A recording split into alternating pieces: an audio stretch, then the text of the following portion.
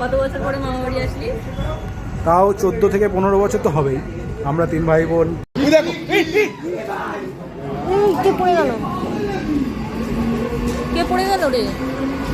কিছু হবে না, কিছু হবে না, কিছু হবে না। নমস্কার সকলকে, কেমন আছেন আপনারা? আশা করছি ভালোই আছেন, আমরাও খুব ভালো আছি। আজকে নতুন একটি ব্লগে আপনাদের সকলকে স্বাগত জানিয়ে ভিডিওটি শুরু করছি। নতুন বছরে আমার চ্যানেলে এটি নতুন ব্লগ। আর এতদিন আমার ফোনটা খারাপ হওয়ার কারণে আমি কোনো কমিউনিটি পোস্ট বা কোনো ব্লগ ছাড়তে পারিনি।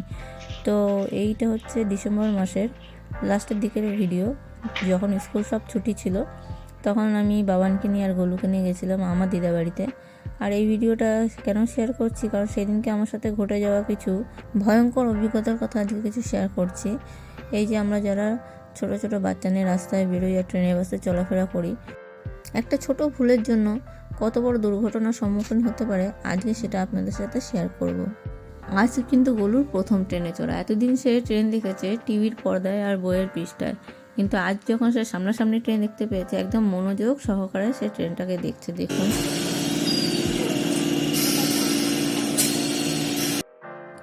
এই অবধি সব কিছু খুব সুন্দরভাবেই চলছিল, কিন্তু তারপরেই শুরু হয় সমস্যা।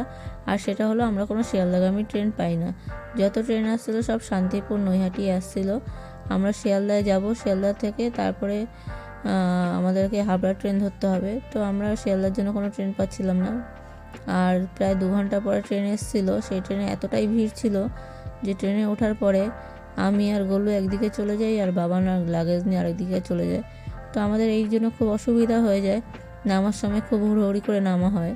ট্রেন এতটাই ভিড় ছিল যে আমাদের শিয়ালদায় আর নামা হলো না। আমরা নামলাম দমদমে, আর তারপরে দমদম থেকে নিলাম হাবড়াগামী ট্রেন।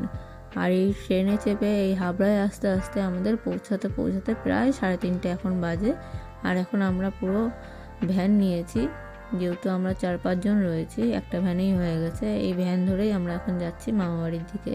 এখানে ভ্যানটা এখনও চলাচল করে দেখছি, আমাদের ওইদিকে তো ভ্যান এখন পুরো বন্ধ হয়ে গেছে।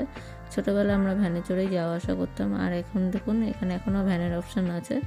তো মামাবাড়িটা যেহেতু স্টেশন থেকে বেশ কিছুটা দূরে, তো আমাদেরকে ভ্যান নিতে হলো। তো এখন আমরা ভ্যানে করে মামাবাড়ির দিকে যাচ্ছি। আর সাথে আমার সাথে রয়েছে আমার 2 ভাই। আমরা প্রায় আজকে অনেক বছর পরে মামাবাড়িতে 3 ভাই বোন একসঙ্গে যাচ্ছি। আমার বিয়ের আগে আমরা 3 ভাই বোন একসঙ্গে মামাবাড়িতে গেছিলাম, কিন্তু তারপর আর কোনোদিনও যাওয়ার সুযোগ হয়নি। একবার এসেছিলাম ছোটো ভাইয়ের সাথে, আর একবার এসেছিলাম আমি নিজে, আমার বর আর আমার বড় ছেলে বাবানের সাথে। তারপরে কখনো আসা হয়নি। আর এই হচ্ছে এত বছর পরে প্রথম মামাবাড়িতে আসা 3 ভাই বোন মিলে একসঙ্গে। তো কথা বলতে বলতে মামাবাড়ির সামনে পৌঁছেই গেছি। আমার কম দামি ফোন বাবা।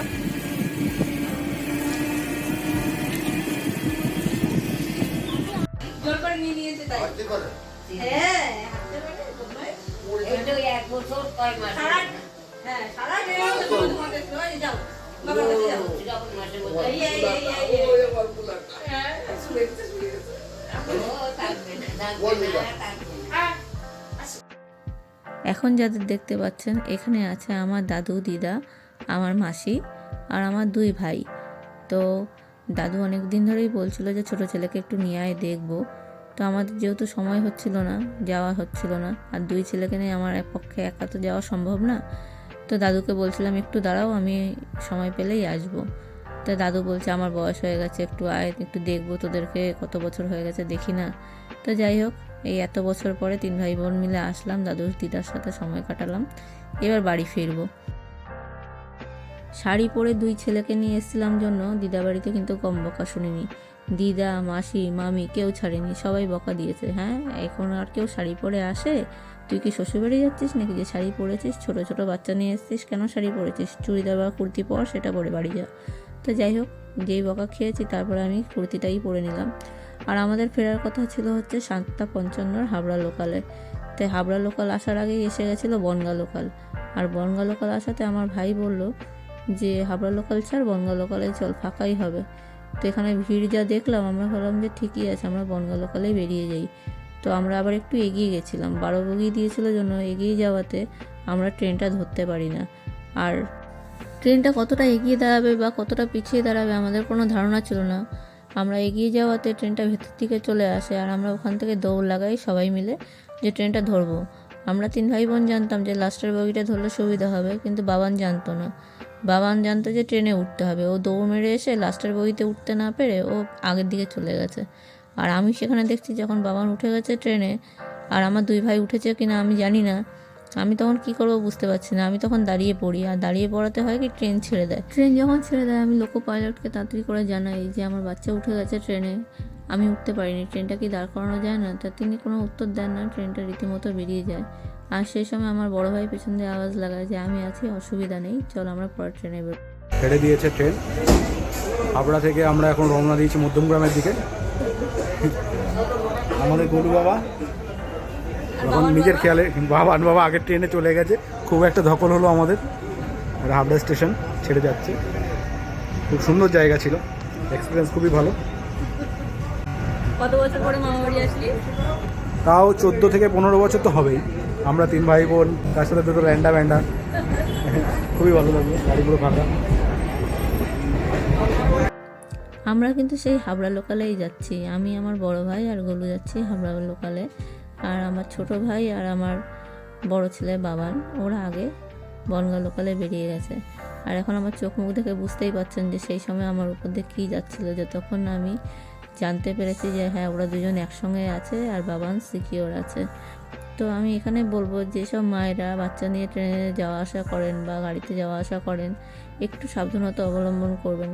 মনে রাখবেন যে আগে জীবন তারপর সব কিছু, একটাই গাড়ি নয়, এরপরে আরও গাড়ি আছে। তাড়াহুড়োর কোনো কারণ নেই, সাবধানের সাথে চলাফেরা করবেন। কে পড়ে গেল? কে পড়ে গেল রে?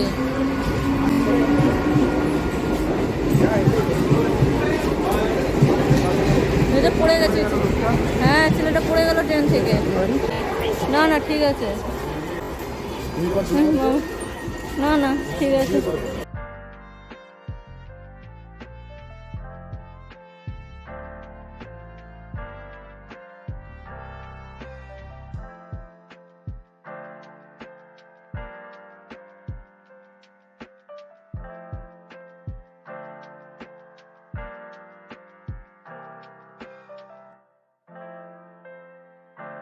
কিছু হবে না, কিছু হবে না, কিছু হবে না।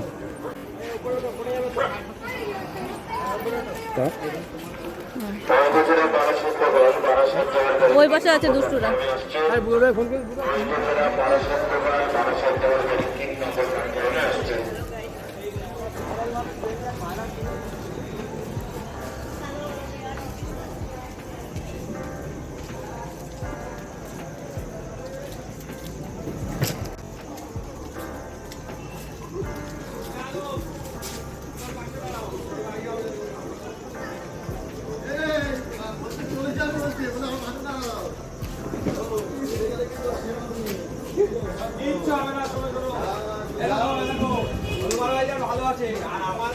আমরা এমনি সকাল সকাল বাড়ি যাবো। বাবু আছে।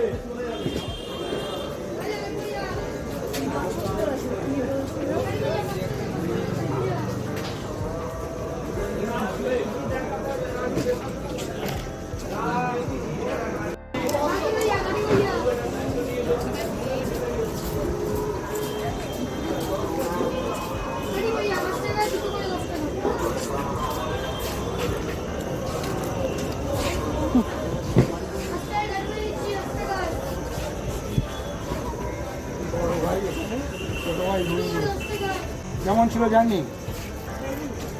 টেনশন ফুল। ফুল লাগি? কি হয়েছিল? কি হয়েছিল? আমি তো দৌড়ে ট্রেনে উঠে গেছিলাম। কিছু হয়েছিল? বুঝতে পেরেছিস সেরকম কিছু? কিছু হয়েছে বুঝতে পেরেছিলি?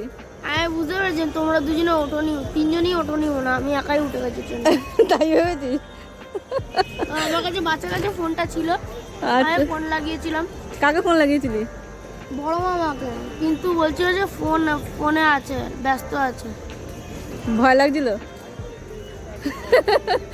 আমার হার্টবিট যা বেড়ে গেছিল না সে সময়। ঠিকই হয়েছে, তোমরা উঠতে পারোনি, আমি উঠে গেছি। চল বাড়িতে চল বলছি তারপরে।